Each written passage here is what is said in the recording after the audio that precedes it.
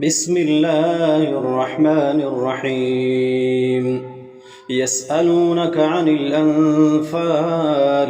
قل الأنفال لله والرسول فاتقوا الله وأصلحوا ذات بينكم وأطيعوا الله ورسوله إن كنتم مؤمنين إنما المؤمنون الذين إذا ذكر الله وجلت قلوبهم وإذا تليت عليهم آياته زادتهم إيمانا وعلى ربهم يتوكلون الذين يقيمون الصلاة ومما رزقناهم ينفقون أولئك هم المؤمنون حقا لهم درجات عند ربهم ومغفرة ورزق كريم كما أخرجك ربك من بيتك بالحق وإن فريقا من المؤمنين لكارهون يجادلونك في الحق بعدما تبين كأنما يساقون إلى الموت وهم ينظرون وإذ يعدكم الله إحدى الطائفتين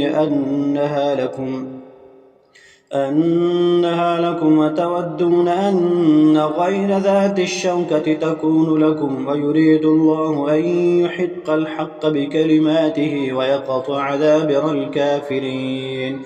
ليحق الحق ويبطل الباطل ولو كره المجرمون إذ تستغيثون ربكم فاستجاب لكم أني ممدكم ب1000 من الملائكة مردفين وما جعله الله إلا بشرى ولتطمئن به قلوبكم وما النصر إلا من عند الله إن الله عزيز حكيم إذ يغشيكم النعاس أمنة منه وينزل عليكم من السماء ماء ليطهركم به ويذهب عنكم رجز الشيطان وليربط على قلوبكم ويثبت به الأقدام إذ يوحي ربك إلى الملائكة أني معكم فثبتوا الذين آمنوا سألقي في قلوب الذين كفروا الرعب فاضربوا فوق الأعناق واضربوا منهم كل بنان ذلك بأنهم شاقوا الله ورسوله ومن يشاقق الله ورسوله فإن الله شديد العقاب ذلكم فذوقوه وأن للكافرين عذاب النار يا أيها الذين آمنوا إذا لقيتم الذين كفروا زحفا فلا تولوهم الأدبار ومن يولهم يومئذ دبره إلا متحرفا لقتال أو متحيزا إلى فئة فقد باء بغضب من الله ومأواه جهنم وبئس المصير فلم تقتلوهم ولكن الله قتلهم وما رميت إذ رميت ولكن الله رمى وليبلي المؤمنين منه بلاء حسنا إن الله سميع عليم ذلكم وأن الله موهن كيد الكافرين إن تستفتحوا فقد جاءكم الفتح وإن تنتهوا فهو خير لكم وإن تعودوا نعد ولن تغني عنكم فئتكم شيئا ولو كثرت وأن الله مع المؤمنين يا أيها الذين آمنوا أطيعوا الله ورسوله ولا تولوا عنه وأنتم تسمعون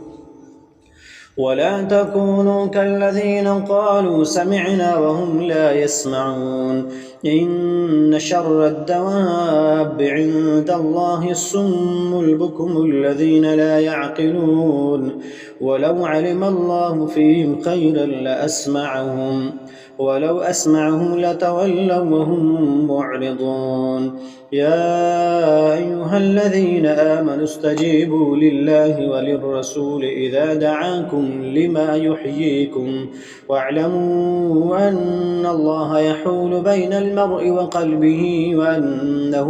إليه تحشرون واتقوا فتنة لا تصيبن الذين ظلموا منكم خاصة واعلموا أن الله شديد العقاب واذكروا إذ أنتم قليل مستضعفون في الأرض تخافون أن يتخطفكم الناس فآواكم وأيدكم بنصره ورزقكم من الطيبات لعلكم تشكرون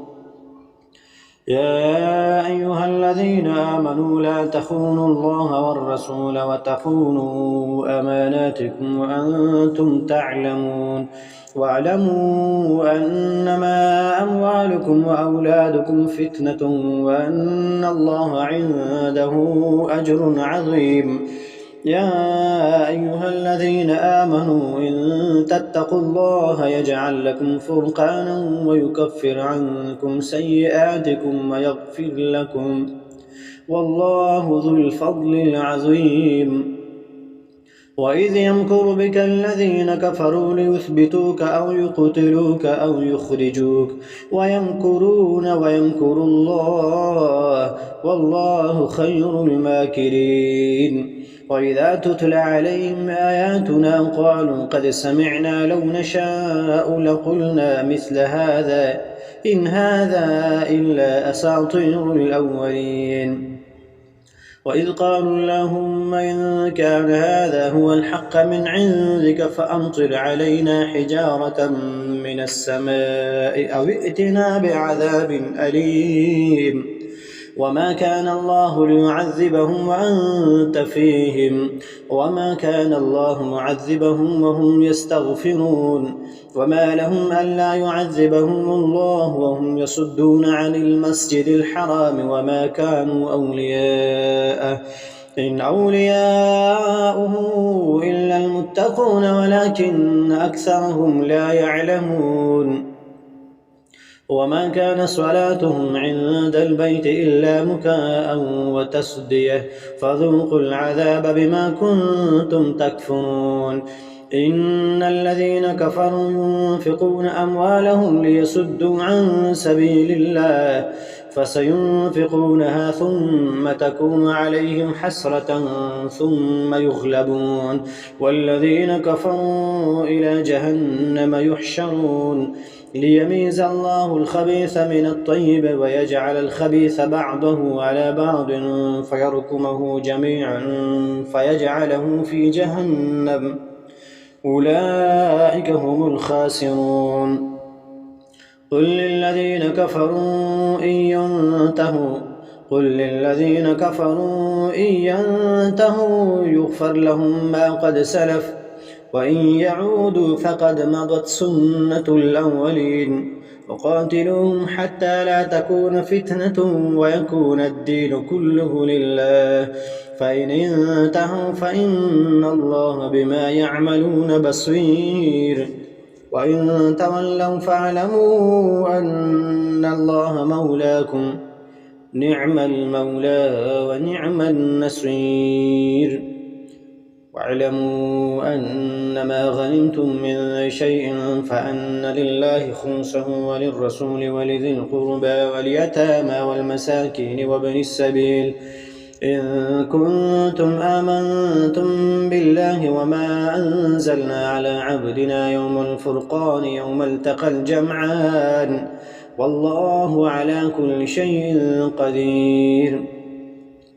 إذ أنتم بالعدوة الدنيا وهم بالعدوة القصوى والركب أسفل منكم ولو تواعدتم لاختلفتم في الميعاد ولكن ليقضي الله أمرا كان مفعولا ليهلك من هلك عن بينة ويحيى من حي عن بينة وإن الله لسميع عليم إذ يريكهم الله في منامك قليلا ولو أراكهم كثيرا لفشلتم ولتنازعتم في الأمر ولكن الله سلم إنه عليم بذات الصدور. وإذ يريكموهم إذ التقيتم في أعينكم قليلا ويقللكم في أعينهم ليقضي الله أمرا كان مفعولا وإلى الله ترجع الأمور. يا أيها الذين آمنوا إذا لقيتم فئة فاثبتوا واذكروا الله كثيرا لعلكم تفلحون. وأطيعوا الله ورسوله ولا تنازعوا فتفشلوا وتذهب ريحكم واصبروا إن الله مع الصابرين. ولا تكونوا كالذين خرجوا من ديارهم بطرا ورئاء الناس ويصدون عن سبيل الله والله بما يعملون محيط. وإذ زين لهم الشيطان أعمالهم وقال لا غالب لكم اليوم من الناس وإني جار لكم فلما تراءت الفئتان نكص على عقبيه وقال إني بريء منكم إني أرى ما لا ترون إني أخاف الله والله شديد العقاب. إذ يقول المنافقون والذين في قلوبهم مرض غر هؤلاء دينهم ومن يتوكل على الله فإن الله عزيز حكيم. ولو ترى إذ يتوفى الذين كفروا الملائكة يضربون وجوههم وأدبارهم وذوقوا عذاب الحريق ذلك بما قدمت أيديكم وأن الله ليس بظلام للعبيد. كدأب آل فرعون والذين من قبلهم كفروا بآيات الله فأخذهم الله بذنوبهم إن الله قوي شديد العقاب. ذلك بأن الله لم يك مغيرا نعمة أنعمها على قوم حتى يغيروا ما بأنفسهم وأن الله سميع عليم. كدأب آل فرعون والذين من قبلهم كذبوا بآيات ربهم فأهلكناهم بذنوبهم وأغرقنا آل فرعون وكل كانوا ظالمين. إن شر الدواب عند الله الذين كفروا فهم لا يؤمنون. الذين عاهدت منهم ثم ينقضون عهدهم في كل مرة وهم لا يتقون. فإما تثقفنهم في الحرب فشرد بهم من خلفهم لعلهم يذكرون. وإما تخافن من قوم خيانة فانبذ إليهم على سواء إنهم لا يعجزون. وإما تخافن من قوم خيانة فانبذ إليهم على سواء إن الله لا يحب الخائنين.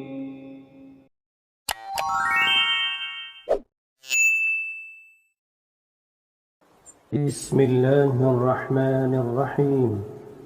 إذا وقعت الواقعة ليس لوقعتها كاذبة خافضة رافعة إذا رجت الأرض رجا وبست الجبال بسا فكانت هباء منبثا وكنتم أزواجا ثلاثة فأصحاب الميمنة ما أصحاب الميمنة وأصحاب المشأمة ما أصحاب المشأمة والسابقون السابقون أولئك المقربون في جنات النعيم ثلة من الأولين وقليل من الآخرين على سرر موضونة متكئين عليها متقابلين يطوف عليهم ولدان مخلدون بأكواب وأباريق وكأس من معين لا يصدعون عنها ولا ينزفون وفاكهة مما يتخيرون ولحم طير مما يشتهون وحور عين كأمثال اللؤلؤ المكنون جزاء بما كانوا يعملون لا يسمعون فيها لغوا ولا تأثيما إلا قيلا سلاما سلاما وأصحاب اليمين ما أصحاب اليمين في سدر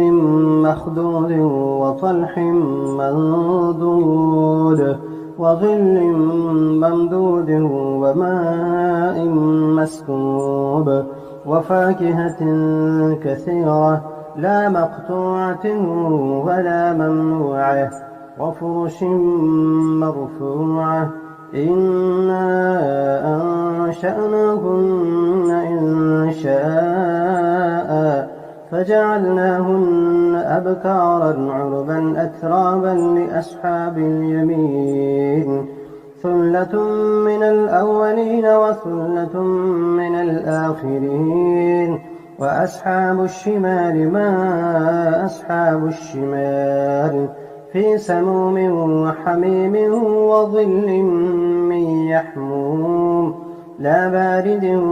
ولا كريم إنهم كانوا قبل ذلك مترفين وكانوا يصرون على الحنث العظيم وكانوا يقولون أئذا متنا وكنا ترابا وعظاما أئنا لمبعوثون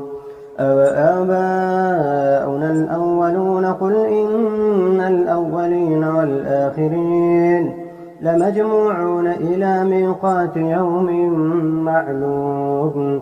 ثم إنكم أيها الضالون المكذبون لآكلون من شجر من زقوم فمالئون منها البطون فشاربون عليه من الحميم فشاربون شرب الهيم هذا نزلهم يوم الدين نحن خلقناكم فلولا تصدقون أفرأيتم ما تمنون أأنتم تخلقونه أم نحن الخالقون نحن قدرنا بينكم الموت وما نحن بمسبوقين على أن نبدل أمثالكم وننشئكم فيما لا تعلمون ولقد علمتم النشأة الأولى فلولا تذكرون أفرأيتم ما تحرثون أأنتم تزرعونه أم نحن الزارعون لو نشاء لجعلناه حطاما فظلتم تفكهون إنا لمغرمون بل نحن محرومون أفرأيتم الماء الذي تشربون أأنتم أنزلتموه من المزن أم نحن المنزلون لو نشاء جعلناه أجاجا فلولا تشكرون أفرأيتم النار التي تورون أأنتم أنشأتم شجرتها أم نحن المنشئون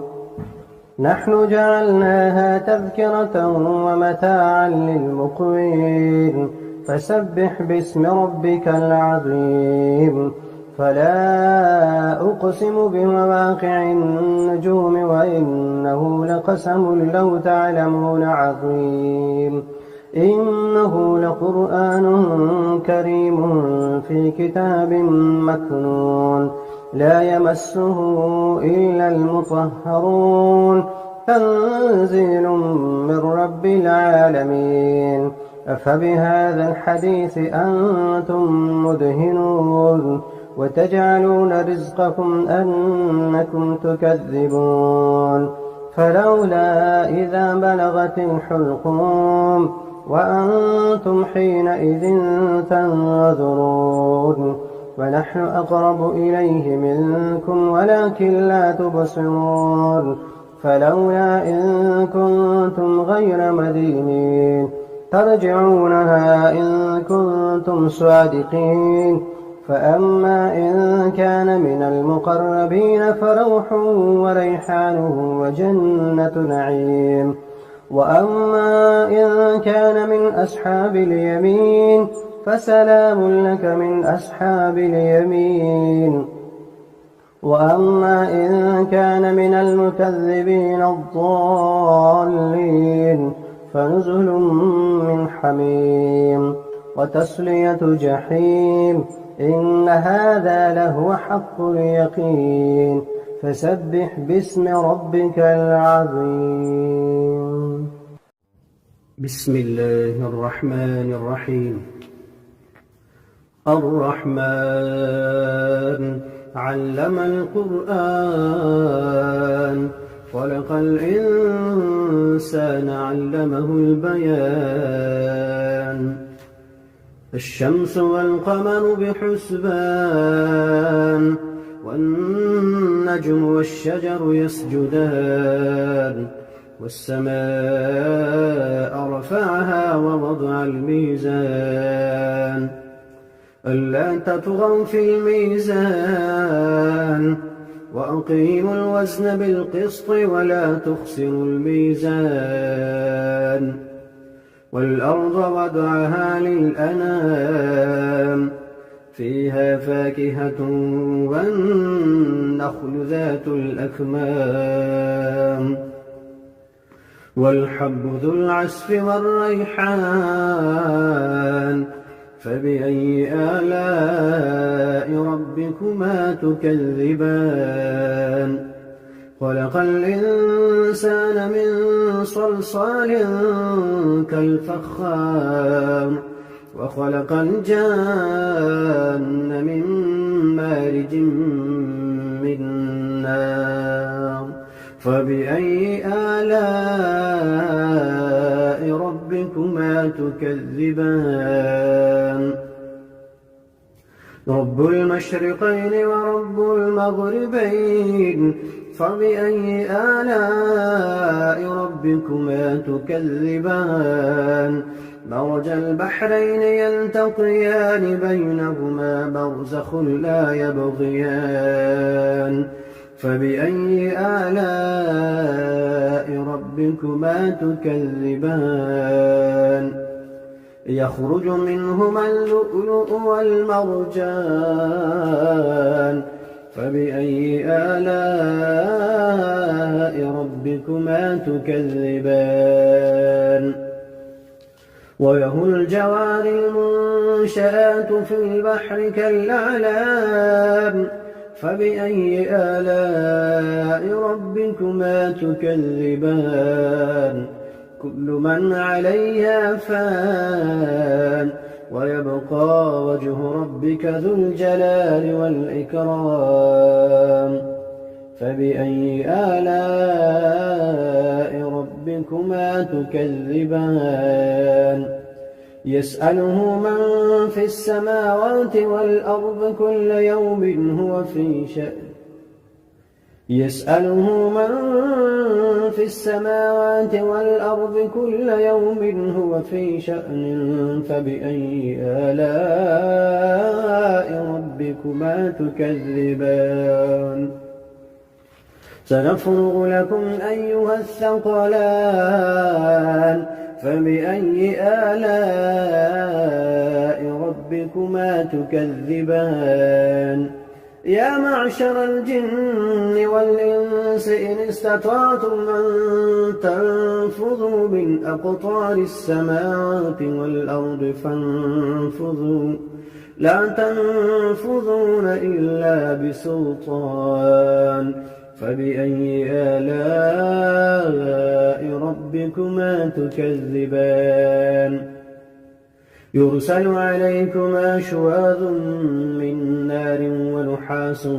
فلا تنتصران فبأي آلاء ربكما تكذبان فإذا انشقت السماء فكانت وردة كالدهان فبأي آلاء ربكما تكذبان فيومئذ لا يسأل عن ذنبه إنس ولا جان فبأي آلاء ربكما تكذبان يعرف المجرمون بسيماهم فيؤخذ بالنواصي والأقدام فبأي آلاء ربكما تكذبان هذه جهنم التي يكذب بها المجرمون يطوفون بينها وبين حميم آن فبأي آلاء ربكما تكذبان ولمن خاف مقام ربه جنتان فبأي آلاء ربكما تكذبان ذواتا أفنان فبأي آلاء ربكما تكذبان فيهما عينان تجريان فبأي آلاء ربكما تكذبان فيهما من كل فاكهة زوجان فبأي آلاء ربكما تكذبان متكئين على فرش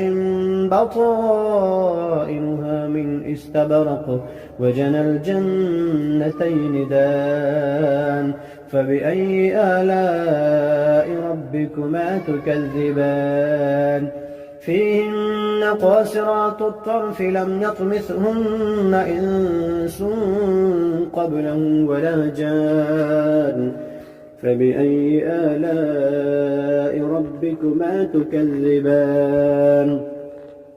كأنهن الياقوت والمرجان فبأي آلاء ربكما تكذبان هل جزاء الإحسان إلا الإحسان فبأي آلاء ربكما تكذبان ومن دونهما جنتان فبأي آلاء ربكما تكذبان مدهامتان فبأي آلاء ربكما تكذبان فيهما عينان نضاختان فبأي آلاء ربكما تكذبان فيهما فاكهة ونخل ورمان فبأي آلاء ربكما تكذبان فيهن خيرات حسان فبأي آلاء ربكما تكذبان حور مقصورات في الخيام فبأي آلاء ربكما تكذبان لم يطمثهن إنس قبلهم ولا جان فبأي آلاء ربكما تكذبان متكئين على رفرف خضر وعبقري حسان فبأي آلاء ربكما تكذبان تبارك اسم ربك ذي الجلال والإكرام بسم الله الرحمن الرحيم ياسين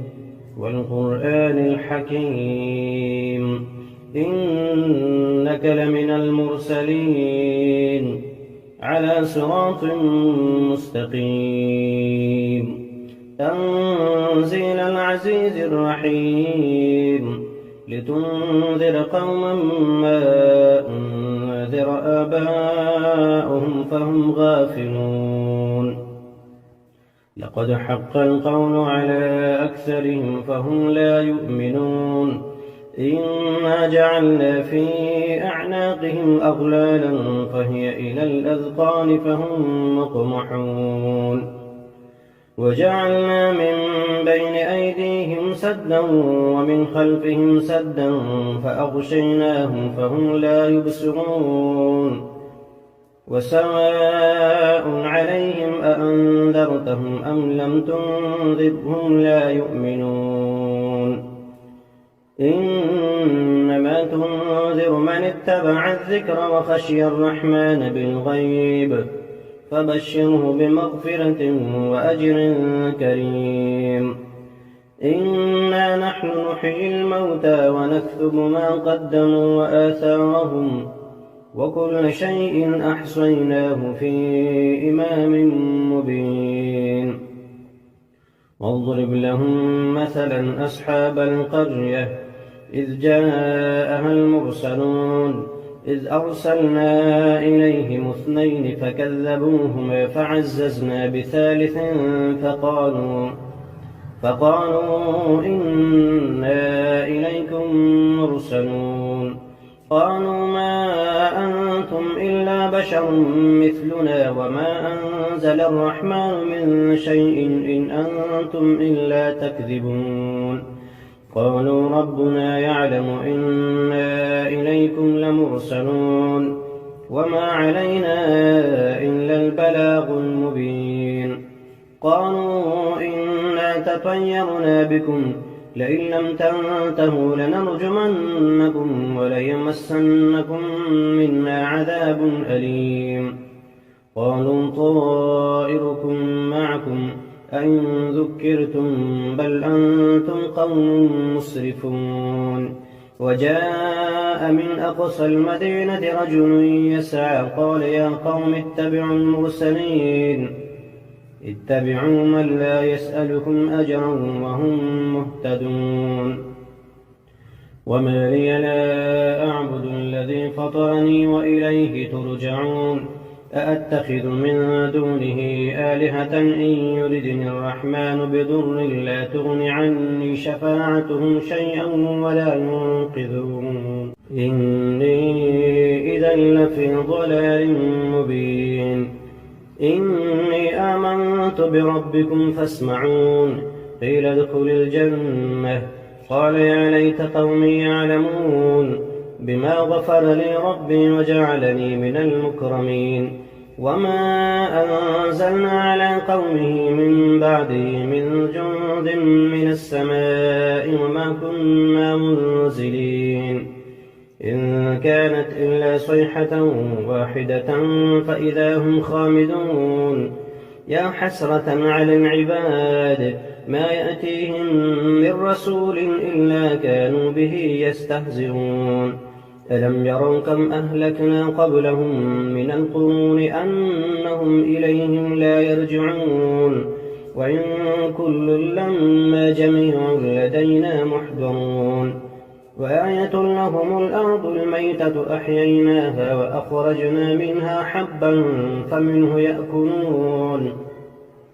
وجعلنا فيها جنات من نخيل وأعناب وفجرنا فيها من العيون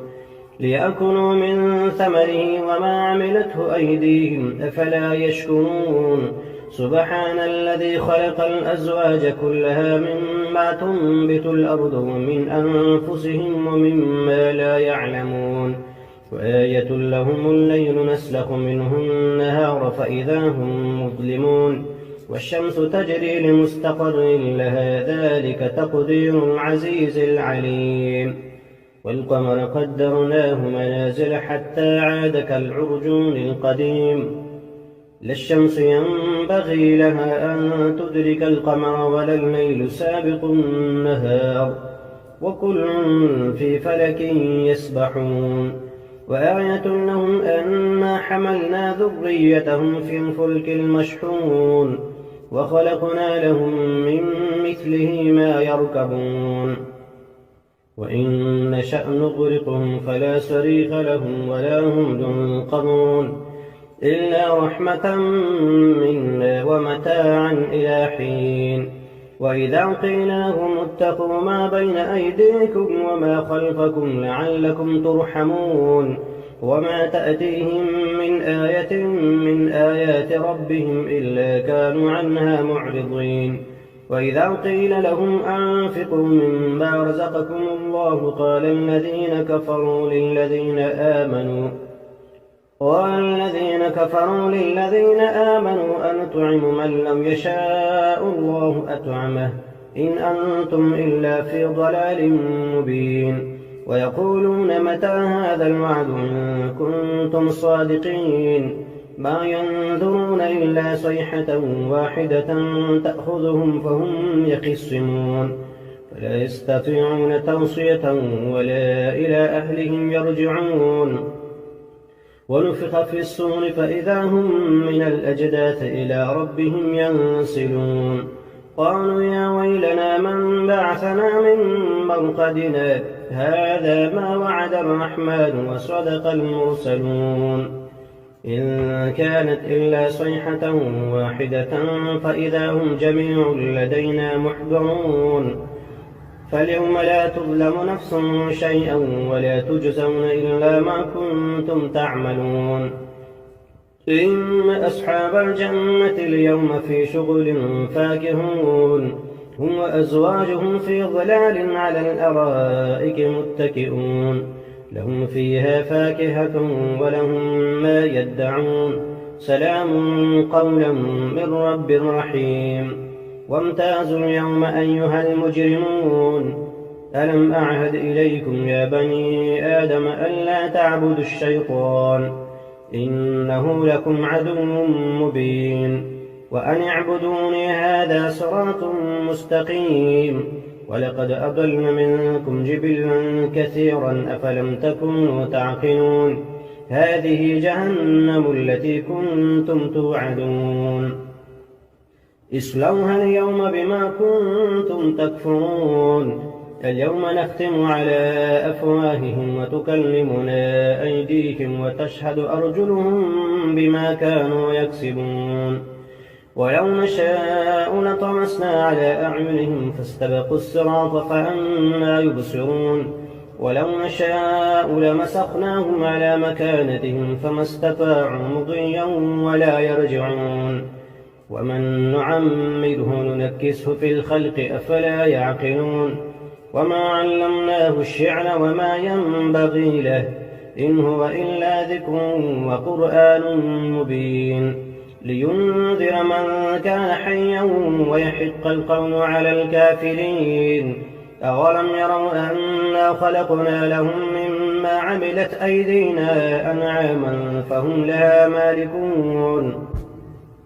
وذللناها لهم فمنها ركوبهم ومنها يأكلون ولهم فيها منافع ومشارب أفلا يشكرون. واتخذوا من دون الله آلهة لعلهم ينصرون لا يستطيعون نصرهم وهم لهم جند محضرون. فلا يحزنك قولهم إنا نعلم ما يسرون وما يعلنون. أولم ير الإنسان أنا خلقناه من نطفة فإذا هو خصيم مبين. وضرب لنا مثلا ونسي خلقه قال من يحيي العظام وهي رميم قل يحييها الذي أنشأها أول مرة وهو بكل خلق عليم. الذي جعل لكم من الشجر الأخضر نارا فإذا أنتم منه توقدون. أوليس الذي خلق السماوات والأرض بقادر على أن يخلق مثلهم بلى وهو الخلاق العليم. إنما أمره إذا أراد شيئا أن يقول له كن فيكون. فسبحان الذي بيده ملكوت كل شيء وإليه ترجعون. بسم الله الرحمن الرحيم. الحمد لله الذي أنزل على عبده الكتاب ولم يجعل له عوجا قيما لينذر بأسا شديدا من لدنه ويبشر المؤمنين الذين يعملون الصالحات أن لهم أجرا حسنا ماكثين فيه أبدا وينذر الذين قالوا اتخذ الله ولدا ما لهم به من علم ولا لآبائهم كبرت كلمة تخرج من أفواههم إن يقولون إلا كذبا فلعلك باخع نفسك على آثارهم إن لم يؤمنوا بهذا الحديث أسفا إنا جعلنا ما على الأرض زينة لها لنبلوهم أيهم أحسن عملا وإنا لجاعلون ما عليها صعيدا جرزا أم حسبت أن أصحاب الكهف والرقيم كانوا من آياتنا عجبا إذ أوى الفتية إلى الكهف فقالوا ربنا آتنا من لدنك رحمة وهيئ لنا من أمرنا رشدا وضربنا على آذانهم في الكهف سنين عددا ثم بعثناهم لنعلم أي الحزبين أحصى لما لبثوا أمدا نحن نقص عليك نبأهم بالحق إنهم فتية آمنوا بربهم وزدناهم هدى وربطنا على قلوبهم إذ قاموا فقالوا ربنا رب السماوات والأرض لن ندعو من دونه إلها لقد قلنا إذا شططا هؤلاء قوم اتخذوا من دونه آلهة لولا يأتون عليهم بسلطان بين فمن أظلم ممن افترى على الله كذبا وإذ اعتزلتموهم وما يعبدون إلا الله فأووا إلى الكهف ينشر لكم ربكم من رحمته ويهيئ لكم من أمركم مرفقا وترى الشمس إذا طلعت تزاور عن كهفهم ذات اليمين وإذا غربت تقرضهم ذات الشمال وهم في فجوة منه ذلك من آيات الله من يهد الله فهو المهتد ومن يضلل فلن تجد له وليا مرشدا وتحسبهم أيقاظا وهم رقود ونقلبهم ذات اليمين وذات الشمال وكلبهم باسط ذراعيه بالوصيد لو اطلعت عليهم لوليت منهم فرارا ولملئت منهم رعبا وكذلك بعثناهم ليتساءلوا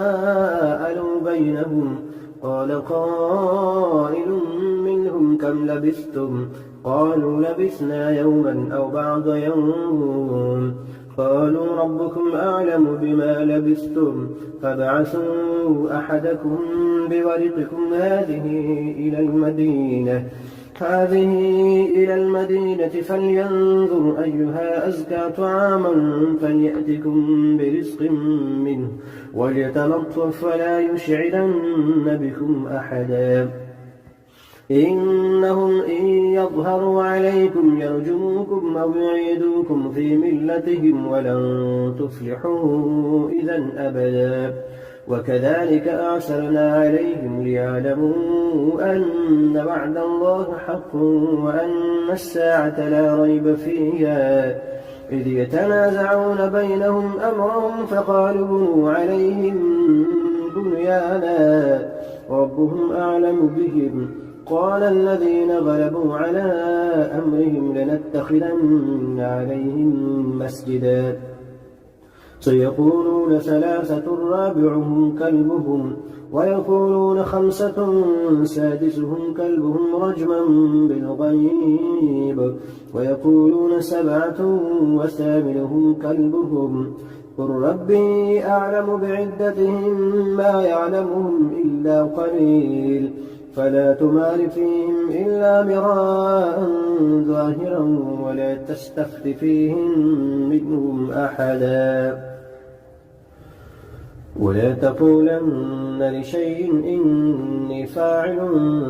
ذلك غدا إلا أن يشاء الله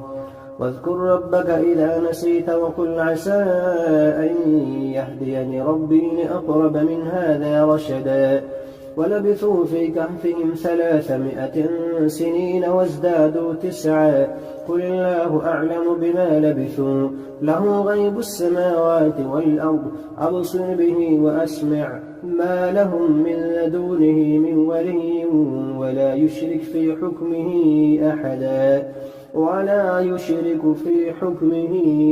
أحدا واتل ما أوحي إليك من كتاب ربك لا مبدل لكلماته ولن تجد من دونه ملتحدا واصبر نفسك مع الذين يدعون ربهم بالغداة والعشي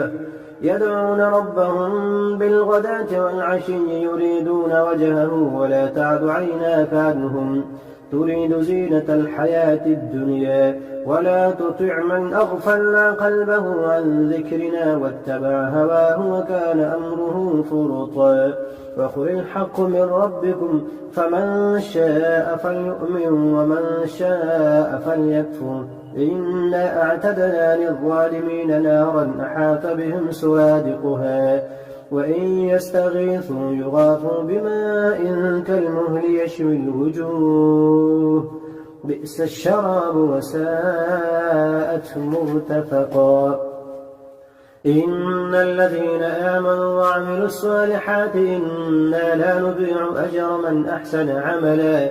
أولئك لهم جنات عدن تجري من تحتهم الأنهار يحلون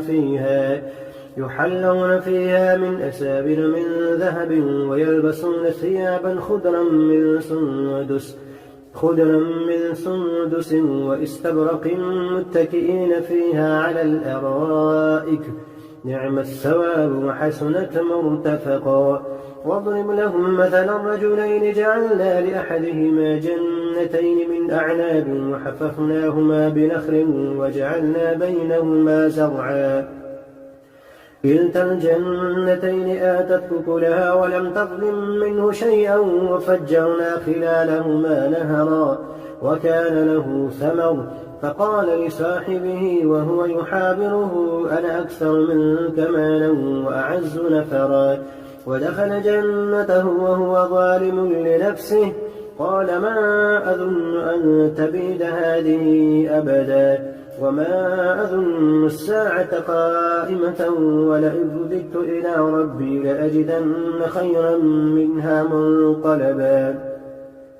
قال له صاحبه وهو يحاوره أكفرت بالذي خلقك من تراب ثم من نطفة ثم سواك رجلا لكن هو الله ربي ولا أشرك بربي أحدا ولولا إذ دخلت جنتك قلت ما شاء الله لا قوة إلا بالله إن ترني أنا أقل منك مالا وولدا فعسى ربي أن يؤتيني خيرا من جنتك ويرسل عليها حسبانا من السماء فتصبح صعيدا زلقا أو يصبح ماؤها غورا فلن تستطيع له طلبا وأحيط بثمره فأصبح يقلب كفيه على ما أنفق فيها وهي خابية على عروشها ويقول يا ليتني لم أشرك بربي أحدا ولم تكن له فئة ينصرونه من دون الله وما كان منتصرا هنالك الولاية لله الحق هو خير ثوابا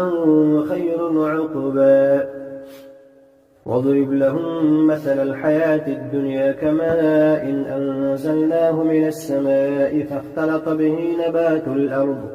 نبات الأرض فأصبح هشيما تذروه الرياح وكان الله على كل شيء مقتدرا. المال والبنون زينة الحياة الدنيا والباقيات الصالحات خير عند ربك ثوابا وخير أملا. ويوم نسير الجبال وترى الأرض بارزة وحشرناهم فلم نغادر منهم أحدا وعرضوا على ربك صفا لقد جئتمونا كما خلقناكم أول مرة بل زعمتم أن لن نجعل لكم موعدا. ووضع الكتاب فترى المجرمين مشفقين مما فيه ويقولون يا ويلتنا ما لهذا الكتاب لا يغادر صغيرة ولا كبيرة إلا أحصاها ووجدوا ما عملوا حاضرا ولا يظلم ربك أحدا. وإذ قلنا للملائكة اسجدوا لآدم فسجدوا إلا إبليس كان من الجن ففسق عن أمر ربه أفتتخذونه وذريته أولياء من دوني وهم لكم عدو بئس للظالمين بدلا. ما أشهدتم خلق السماوات والأرض ولا خلق أنفسهم وما كنت متخذ المضلين عضدا. ويوم يقول نادوا شركائي الذين زعمتم فدعوهم ولم يستجيبوا لهم وجعلنا بينهم موبقا. ورأى المجرمون النار فظنوا أنهم مواقعوها ولم يجدوا عنها مصرفا. ولقد صرفنا في هذا القرآن للناس من كل مثل وكان الإنسان أكثر شيء جدلا. وما منع الناس أن يؤمنوا إذ جاءهم الهدى ويستغفروا ربهم إلا أن تأتيهم سنة الأولين أو يأتيهم العذاب قبلا. وما نرسل المرسلين إلا مبشرين ومنذرين ويجادل الذين كفروا بالباطل ليدحضوا به الحق واتخذوا آياتي وما أنذروا هزوا.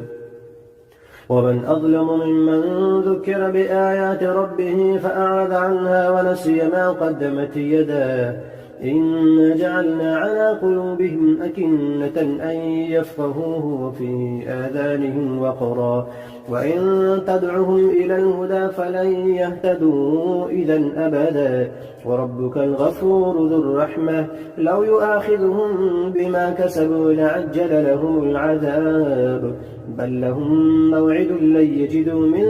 دونه موئلا. وتلك القرى أهلكناهم لما ظلموا وجعلنا لمهلكهم موعدا.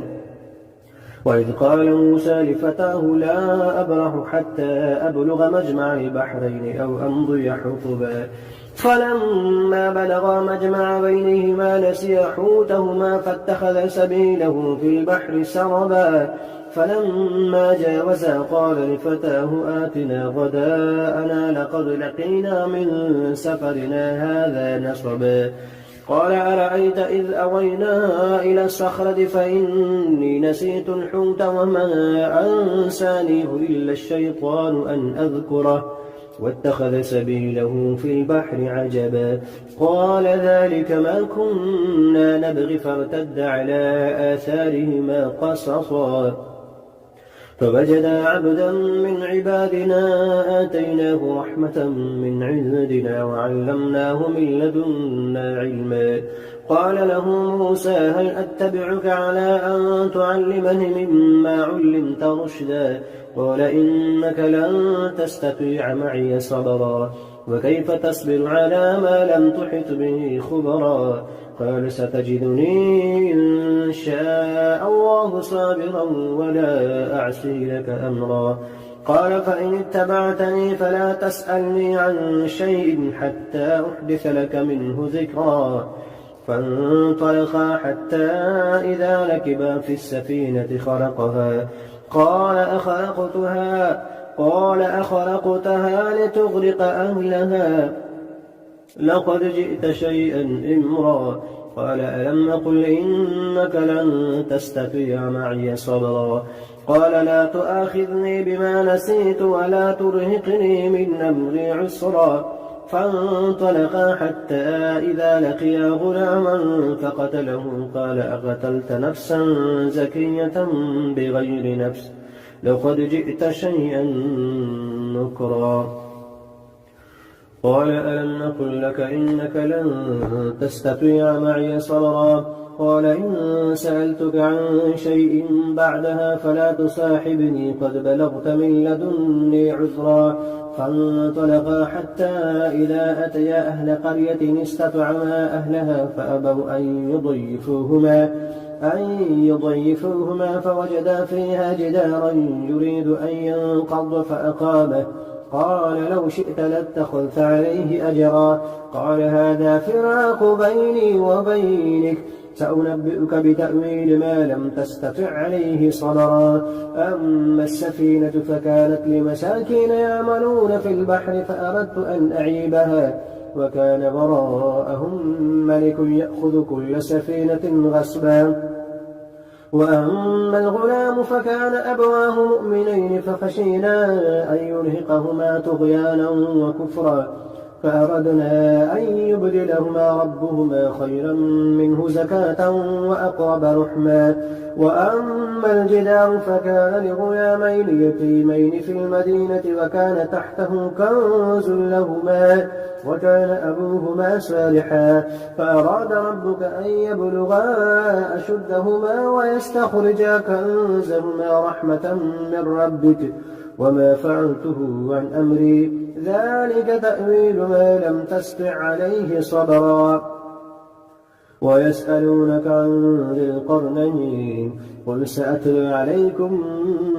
منه ذكرا. إنا مكنا له في الأرض وآتيناه من كل شيء سببا فأتبع سببا حتى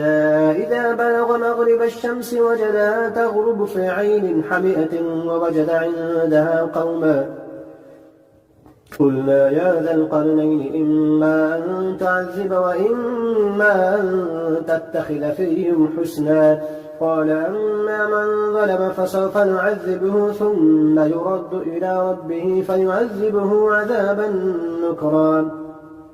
وأما من آمن وعمل صالحا فله جزاء الحسنى وسنقول له من أمرنا يسرا. ثم أتبع سببا حتى إذا بلغ مطلع الشمس وجدها تطلع على قوم لم نجعل لهم من دونها سترا كذلك فقد أحطنا بما لديه خبرا. ثم أتبع سببا حتى إذا بلغ بين السدين وجد من دونهما قوما لا يكادون يفقهون قولا.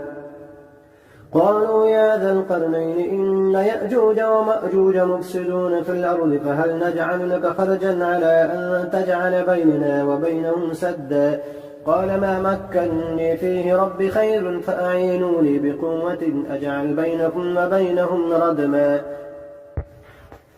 آتوني زبر الحديد حتى إذا ساوى بين الصدفين قال انفخوا حتى إذا جعله نارا قال آتوني أفرغ عليه قطرا. فما استطاعوا أن يظهروه وما استطاعوا له نقبا. قال هذا رحمة من ربي فإذا جاء وعد ربي جعله دكا وكان وعد ربي حقا. وتركنا بعضهم يومئذ يموج في بعض ونفخ في السور فجمعناهم جمعا وعرضنا جهنم يومئذ للكافرين عرضا. الذين كانت أعينهم في غطاء عن ذكري وكانوا لا يستطيعون سمعا. أفحسب الذين كفروا أن يتخذوا عبادي من دوني أولياء إنا أعتدنا للكافرين نزلا. قل هل ننبئكم بالأخسرين أعمالا الذين ضل سعيهم في الحياة الدنيا وهم يحسبون أنهم يحسنون صنعا أولئك الذين كفروا بآيات ربهم ولقائه فحبطت أعمالهم فلا نقيم لهم يوم القيامة وزنا إن الذين آمنوا ذلك جزاؤهم جهنم بما كفروا واتخذوا آياتي ورسلي هزوا إن الذين آمنوا وعملوا الصالحات كانت لهم جنات الفردوس نزلا خالدين فيها لا يبغون عنها حولا قل لو كان البحر مدادا لكلمات ربي لنفد البحر قبل أن تنفد كلمات ربي ولو جئنا بمثله مددا قل إنما أنا بشر مثلكم يوحى إلي أنما إلهكم إله واحد فمن كان يرجو لقاء ربه فليعمل عملا صالحا ولا يشرك بعبادة ربه أحدا.